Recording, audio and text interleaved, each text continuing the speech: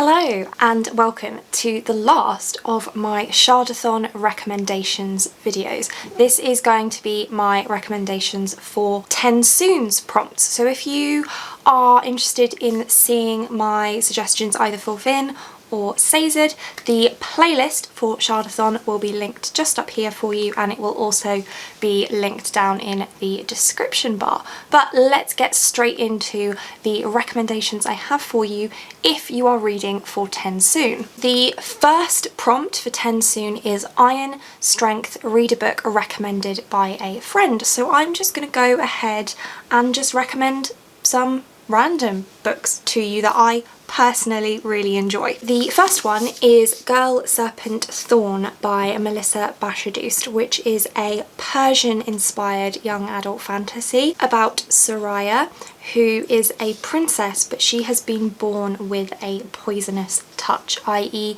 anybody that she touches will die. And so that means that she's quite excluded from a lot of the other things that the royals get engaged with, and we follow her dealing with that situation. I don't want to say too much more than that, but this goes in a lot of really interesting directions. And if you're wondering about this edition, this is the Fairy Loot edition. Then I'm going to recommend The Thief by Megan Wallen Turner, which is book 1 in the Queen's Thief series, which is a slightly older epic fantasy series that's kind of aimed at adults but totally appropriate for the YA age range as well. As you'll see, this is actually quite a short fantasy story, which is nice, and most of the books in the series are relatively short. This one is under 300 pages, I believe. Primarily it follows Jen, and at the beginning of the story Jen is in prison because he's a thief and he stole something that ended up with him in prison, but then he's offered the opportunity to be released from prison in exchange for stealing a particularly difficult to steal artifact. And Jen is a really interesting character. He's very sarcastic and he has a very dry sense of humour, and there's a lot of focus on characters and on world building and politics and things, but it's never really heavy for an epic fantasy, which is quite nice. And then finally I have The Mermaid, the Witch and the Sea by Maggie Tokuda Hall, which is a fantasy that has really interesting conversations on gender and sexuality. We have a few different perspectives in here. The sea is an actual character in the story, and there are mermaids and witches as well, as you might guess from the title. It's a really atmospheric book with really great characters. The plot was not really the main point of the story, so this isn't necessarily one for you if you're a plot-driven reader, but if you enjoy characters and atmosphere and relationships between characters and you want to read something queer, then this one's great.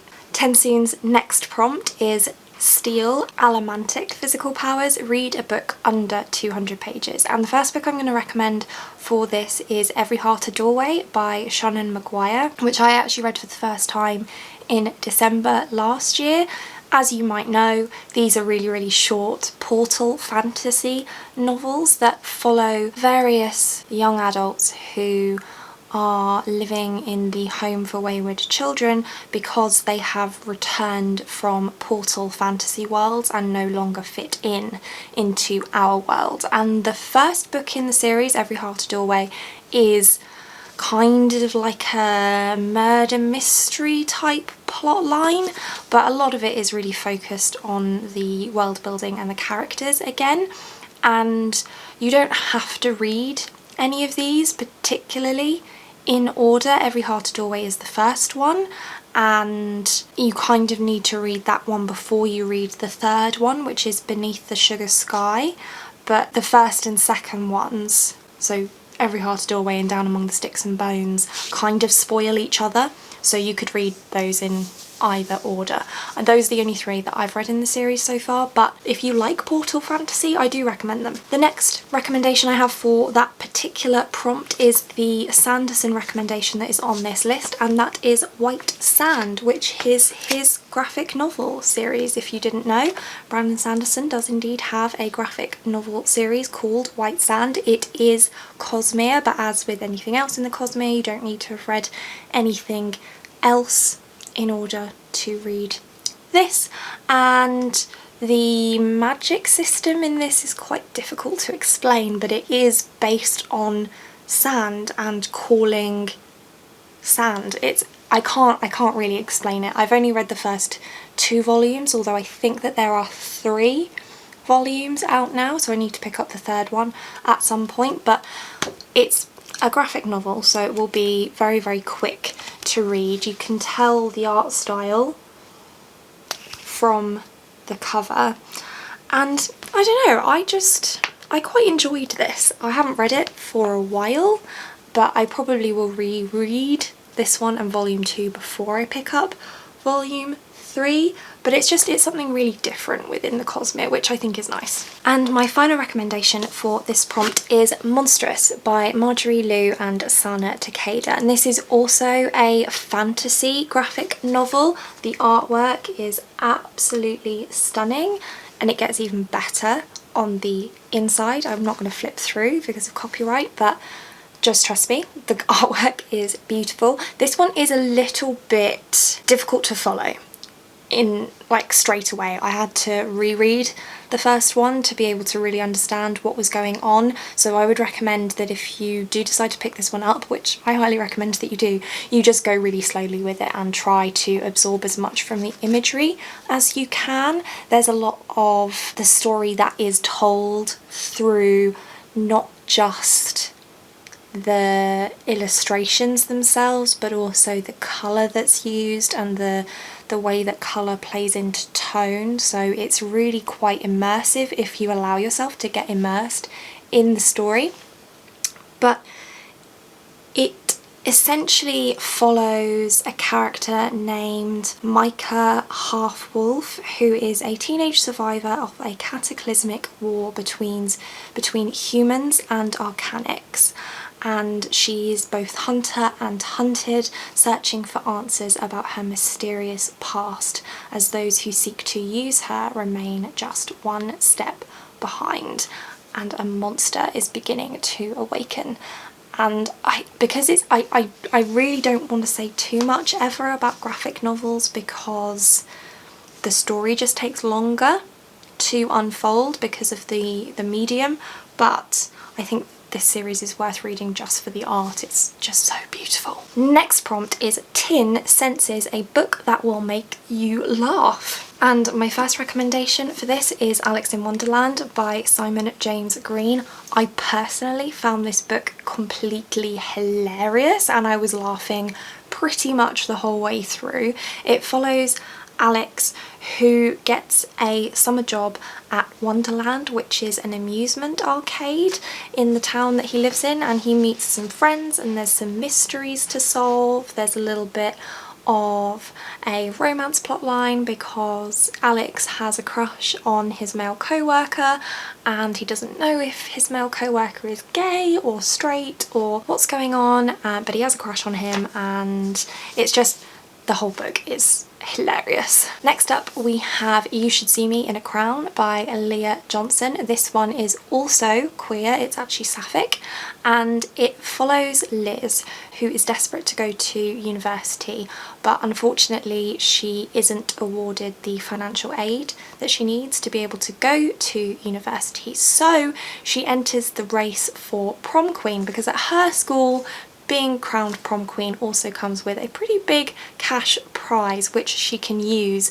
to go to university, and hilarity ensues. And then finally we have Josh and Hazel's Guide to Not Dating by Christina Lauren, which is an adult steamy sort of romance about Josh and Hazel, who are best friends and they set each other up on blind double dates. So Josh will pick a blind date for Hazel and Hazel will pick a blind date for Josh, and they will go out, the four of them together, and it's hilarious. Hazel is a very quirky kind of character, whereas Josh is a lot more down to earth, and it's just such a good fun time. Pewter is the next prompt, and it is through chemical physical powers, read a book from Sazed's list. So I will go ahead and link my recommendations for Sazed's list up there, and you can go and watch that to see what you could read for that one. And then Zinc,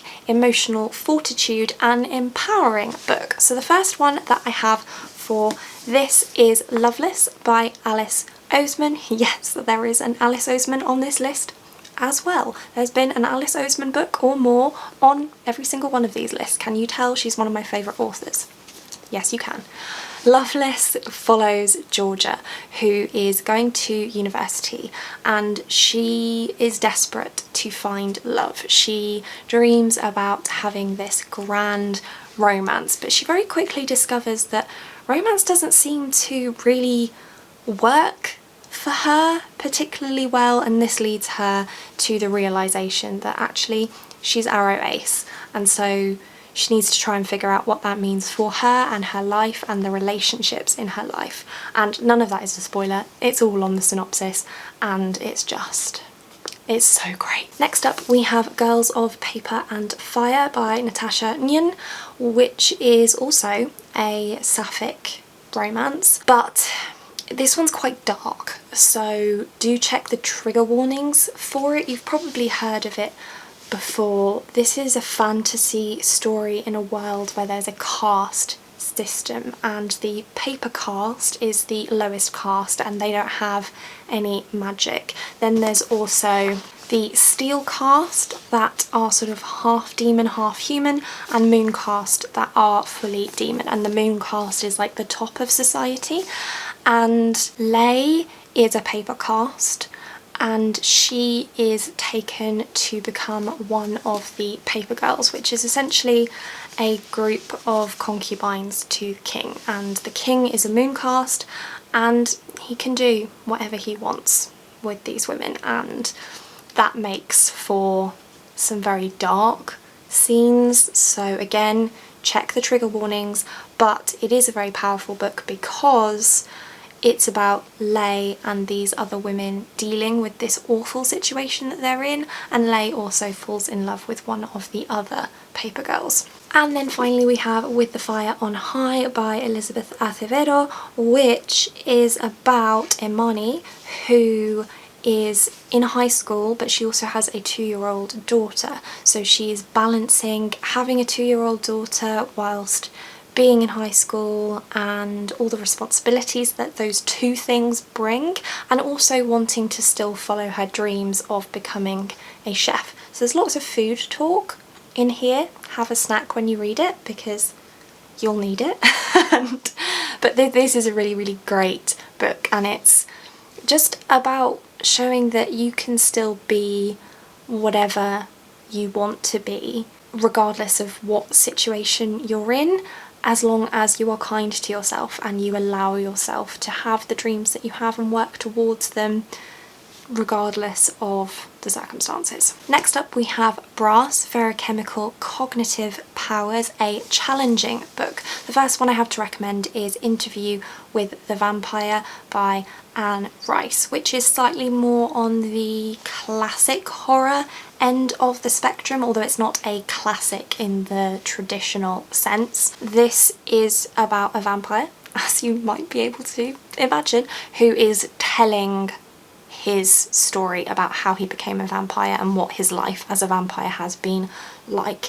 And I don't want to get too into detail about what it is that's challenging in here, but there are some things that happen in this story that really make you ask yourself some uncomfortable questions, and that's why I'm recommending it, but I'm really sorry I can't really tell you why it fits. You'll have to just trust me. Then we have Noughts and Crosses by Mallory Blackman. This is a dystopian story about a version of our world where there are noughts and crosses. Noughts are white people and crosses are black people, and the crosses are in charge of society and the noughts are very much oppressed. And noughts and crosses aren't supposed to really intermingle at all, but our two characters that we follow, this is a dual perspective story, one is a nought and one is a cross, and they are best friends, and there's kind of a spark of romance between them, but they face so many challenges through that. This is a very, very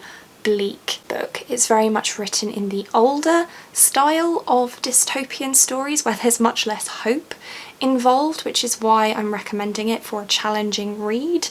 Don't go into this expecting sunshine and rainbows, because it's certainly not that, but it is a very good book. And then finally for this one we have Daisy Jones and the Six by Taylor Jenkins Reid, which is also told in interview format, but whereas Interview with the Vampire is just the vampire telling us the story with brief interludes of the interview, this is told in interview format, so question answer, and various different characters as well, and it follows the formation and eventual breakup of the band Daisy Jones and the Six. There's lots of triggers in here as well. There's a lot of substance abuse and infidelity in this book, so just be careful of that, and again check the triggers as with all books.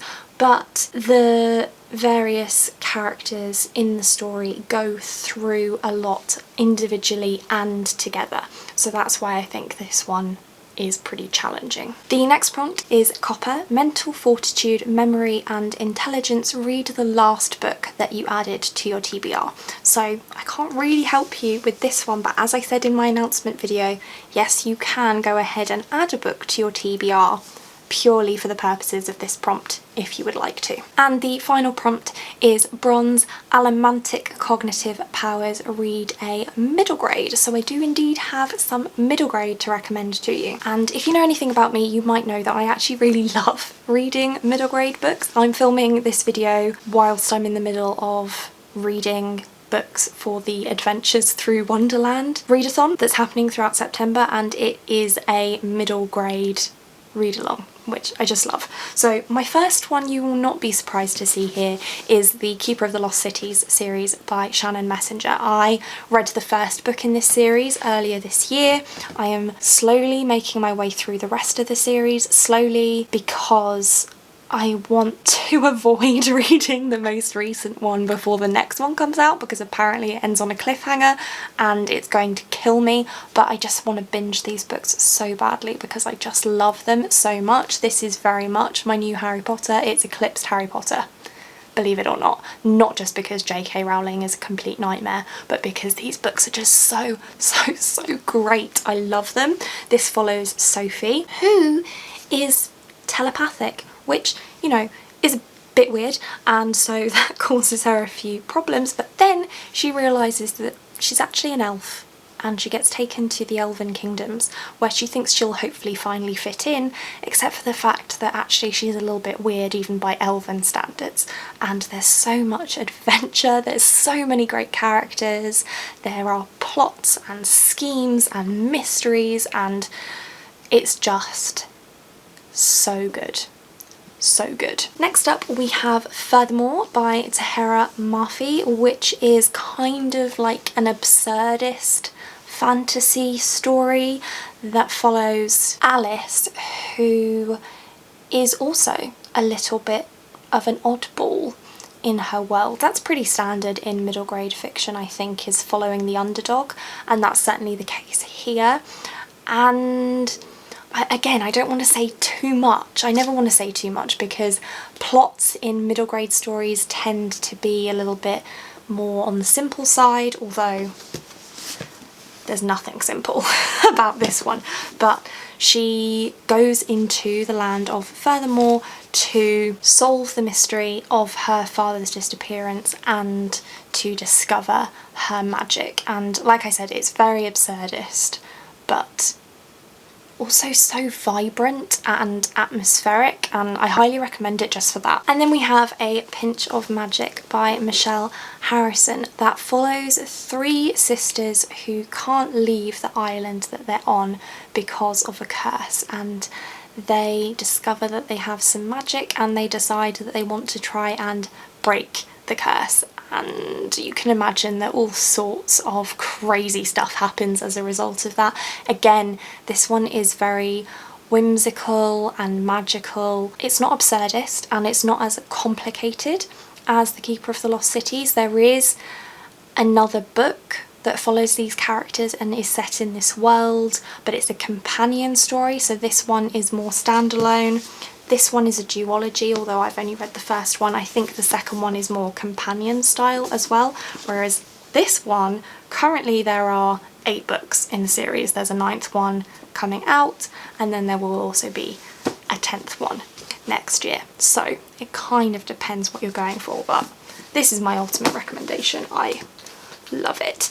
And that's it. Those are all of my recommendations for TenSoon's prompts. If you are reading for TenSoon, then do let me know down in the comments what you are planning to read. If you've done a video, then link me to it. If you've done a post anywhere, link me to it. I want to see all the TBRs. I'm super excited. October is really close now, and next Sunday you will be getting my own TBR for SHARDATHON, and if everything goes to plan, on Wednesday you will be getting my cookie recipe, so keep your eyes peeled for that. But that's it for this one. Thank you so much for watching. If you like this video and want to see more like this from me, then do think about hitting that subscribe button, and I hope to see you here again soon. Thanks, bye.